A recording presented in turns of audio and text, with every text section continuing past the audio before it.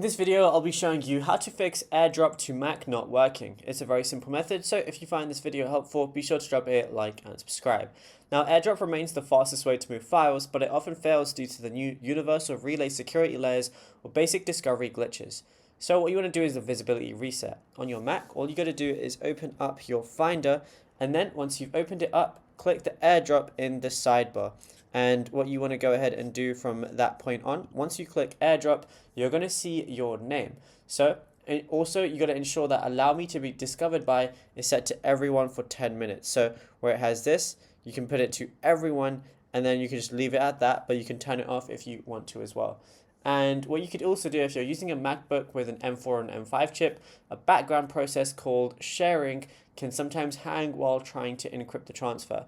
So what you want to do is open up your activity monitor, and to do this you can just press Command and space and then just type in activity monitor like so, and then you want to look for sharing D. So I'm just going to go ahead and search it on the very top and just type it in like this, and you're going to see a process like that. Select it, and then what you got to do is go ahead and just remove it as a process. Once you remove it as a process, Mac OS will instantly restart the service. Then you try sending the file again, and it should appear immediately. And yeah, it's as simple as that. Now, if you found this video helpful, be sure to drop a like and subscribe. And also be sure to check out all our other tutorials that we've been posting on the channel as well, because there is a lot to go through, and you might find something you didn't know about yet.